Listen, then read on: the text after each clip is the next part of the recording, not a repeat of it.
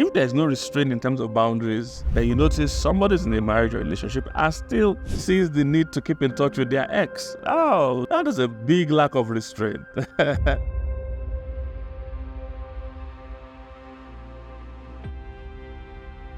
Our vision is to disciple the earth, one family at a time, teaching them God's true intention and purpose for family life, love, dating, and marriage.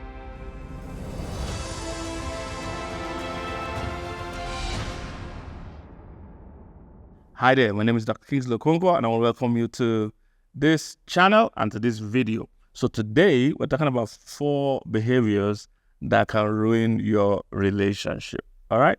4 behaviors that can ruin your relationship or marriage, all right? Because these are things that could be happening consciously or unconsciously, but they are going to do damage to your relationship, okay? And I think everyone is taking note of them and be able to address them to make sure they do not destroy your relationships. You see, relationships don't just fail, people make them fail, either by what they're doing or by what they are not doing. That's how it works. So relationships don't end or break overnight. They end or break over time, all right? It doesn't break overnight. It breaks over time, okay? So by the time you continue to allow some things or do some things consistently for a while, there's a great chance it's going to end. Or you have certain attitudes or behaviors in that relationship consistently, then it's going to end or break. So I'll look at just 4 of them today. There might be more, probably more, but I just want to look into this 4. So number 1 thing that can ruin your relationship is a lack of responsibility. You see, some people just totally yield and submit to their feelings. All right, they have no sense of responsibility for their actions. And it usually happens when people even start the relationship that way. You know, they fall in love. You know, they believe they are hopelessly and helplessly, you know, in love, and they can never take responsibility for any of their actions, because everything they're doing is just, you know, this is how I feel. This is just how I feel. I must act out my feelings all the time.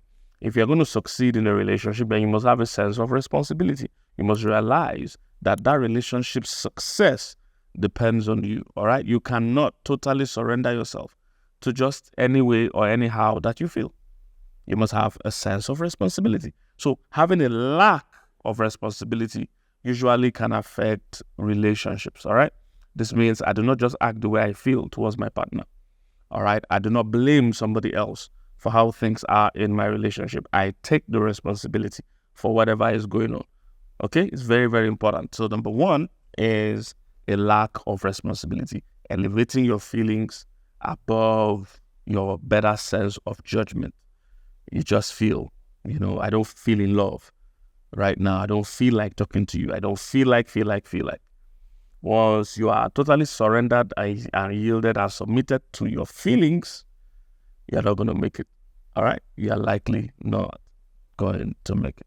The second one, number 2, is a lack of responsiveness. All right? A lack of responsiveness. All right? And there are many studies that have shown this.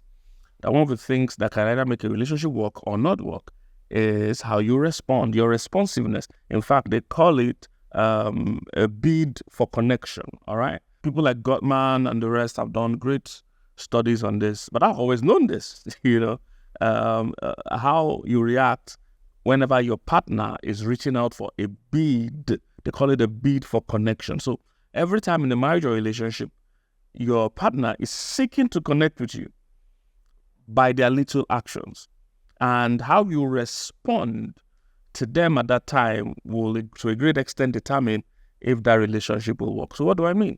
The one that made me realize this vividly is when those earlier days, I would send my wife a meme from Instagram, a funny story, a funny post, and she would not respond. So I tell her that, no, you can't. So when I now finally saw people like Gottman and Co. doing it as a study, and I said, I was trying to tell you, there is a bid for connection. When your partner comes into the house, on that example, and you ask them, "Oh, how was their day?" And they say, "Wow, the day was just rough," or "It was just somehow." And you do not, ask them exactly what they mean. You do not seek to continue that conversation. That response they gave you was a bid for connection. How you respond to them also would have helped both of you connect. They're seeking to connect with you. Sometimes women do this one more. They show it by their attitude that they're not in a good mood or their day was bad. And women expect men to read their minds, read the room, and read their attitude. That's how women just work. I don't know why, but they're like that. Women just want you to read their minds, read the room, read the environment. And most men sometimes are just, caught up in their own world, clueless about that. And, just as how was that day, she just says fine, but you could see her face is down, or you don't bother to ask. In fact, most men, when they say woman giving attitude, their own wisdom to it is to give her space, because that's what a man would like. But a woman, when she's feeling down, she doesn't want space. She wants companionship. She wants you to ask what's going on. So your responsiveness, ability to respond to the need of your partner per time is very important. And sometimes your partner is not going to ask you directly. They're going to expect you to notice and feeling that need. Sometimes they're even going to ask you directly. So you must become responsive. Relationships or marriages break when there's a lack of responsiveness. You know that your partner likes a certain kind of food. Do you respond? To connect with them at that level. Do you respond to meet that need? Your partner needs to do this thing or wants to do this thing. Marriages that thrive, you notice they are very quick to respond to the needs of their partners. And marriages that will fail, you notice there's a total lack of responsiveness. Somebody is craving, nudging, even begging and asking for a certain need to be met. It might be physical, it might be emotional, it might even be sexual in a married context, and their partner is just not responsive. All right, that could be a challenge. For married couples, talking about sexually, for married couples, sometimes a lot of men, sometimes want to have sex. They don't want to make love. And for women, most times, women usually more want to make love than just have sex. So you see, both of you have to be in a position where you are able to responsiveness to that partner's need. All right, you need to know that. So as a woman, you need to know that at times the man doesn't need the long story, just wants to get to the point. So there are days that should be the game. Now, for you as a man, you should know that at times your woman wants the whole work. She wants to feel loved. She wants making love, not just having sex. So you need to, even if you're tired or stressed or preoccupied with other things, you show up, okay? So it's that lack of responsiveness. Once partners go on and on and on without their needs being met, it now becomes a problem, and it will definitely ruin a relationship. So number one, lack of responsibility, owning up to that this relationship is your job. Number two, lack of responsiveness, seeing the needs of your partner and not rising to the occasion. Number three, a lack of restraint. Lack of restraint. So this is when someone or people in a relationship do not understand that you need to show restraint.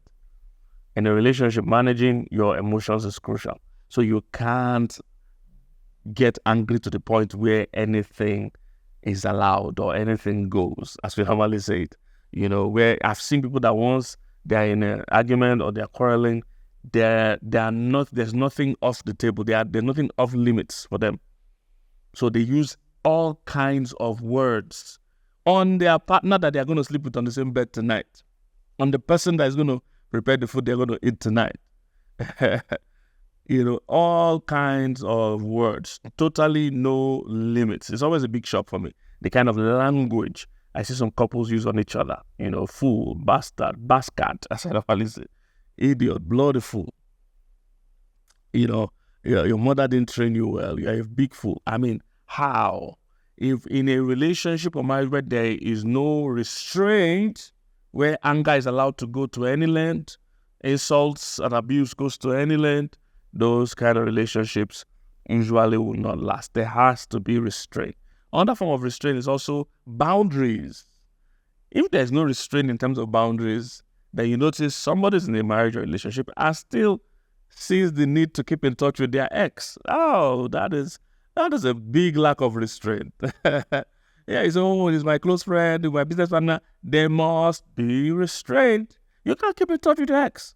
It's a dishonor. And the most common thing I hear is that, oh, we didn't quarrel, or I won't turn into my enemy, but you are dishonoring the person you are with. That person is your ex for a reason. The person is your ex for a reason. You need to realize that. All right? They might not be bad. You might not be bad, but both of you were bad for each other. And somehow you did not get married, or you're no more together. You need to honor who you are with today by cutting off all communication with that person. All right? Except it's something totally beyond your power. But I don't encourage. In my little understanding of infidelity and cheating, a large portion of it is from exes. From exes. They're easy because you're not having to start the whole process again. This person already knows you. You guys have a history. You have a plan. You have systems. You have structure. All you need is one chat. Just one chat can get the ball rolling. One call. Sometimes one comment on their post. So you are just playing with fire. All right? There must be restraint, boundaries. You cannot, there's a level of closeness you can have with the opposite sex. Even apart from your exes now, even the opposite sex, there's a limit to the kind of relationship, the kind of conversation. All right? You can't be giving somebody of the opposite sex a toe-to-toe detail of your day. Oh, this is what I'm doing now. I'm going to go for lunch and I'm eating rice. I'm eating chicken. Nah, you're already crossing the line. That's too much details. All right? Too much details with somebody of the opposite sex, especially somebody that is not the friend of both of you. It's just your friend and opposite sex. There must be boundaries and restraint. All right? How was your day? Have you eaten? That have you eaten is the worst, is the sign of relationship. Once you ask, have you eaten? You're in a relationship. Because that is showing care. All right? So you need to just be careful. There must be restraint, boundaries. All right? Boundaries. A lack of restraint is a third thing that would definitely destroy your relationship. And the last one, and this is not in any way exhaustive, I just speak for. All right? I just speak for.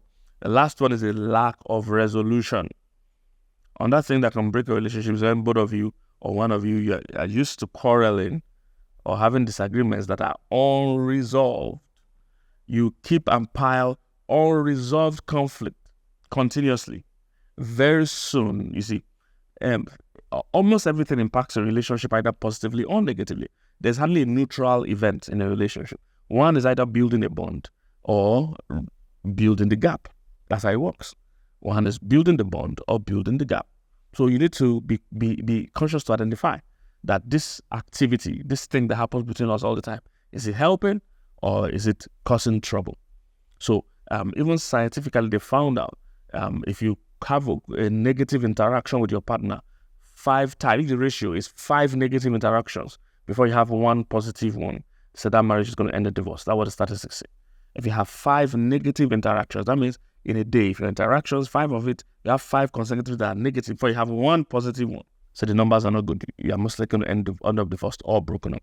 So be careful of those unresolved issues. Make it a habit. You guys should develop a good way to resolve conflict, a mature way to have conversation, to yield, to be considerate of each other. If one person is always insisting to be right, one person is always, must be right, is his way or no way, always oppressing the other, and the other thinks they can cope with this, trust me, you can't cope with it. After a while, that marriage is going to break or that relationship is going to end. So there must be that ability for us to make up, ability for us to resolve conflict, ability for us to come to agreements, and not allow the disagreements to linger. You see, the more the disagreements linger, it becomes a resentment. Once it becomes resentment, what happens is that it creates a gap. And like they say, if you have entered the London train or anywhere that there's some gap before you enter somewhere, they say mind the gap. They write it there, mind the gap. So in relationships also, I would say mind the gap.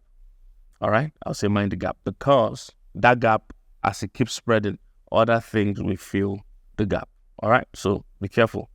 Mind the gap. All right? So hey, hope this has been a blessing. Don't forget to like, subscribe, share, and do all the things you need to do. Follow also our sisters' channel, subscribe to them to be a blessing to you. If you need to talk to a counselor or a coach, reach out to us. Our details will be on the screen. Reach out to us. We do have a counseling and coaching service that can be of benefit to you, whether it's premarital, postmarital, or clarity sessions, or any kind of sessions. We will be willing to provide that for you And if you are watching and you also have a flair to be a marriage or relationship coach, we have an academy that can train you in different aspects, whether it's infidelity recovery, basic counseling, marriage coaching, sexuality coaching, whatever it is, we can help you. All right, so reach out to us. We look forward to hearing from you. Thank you, and see you in the next video.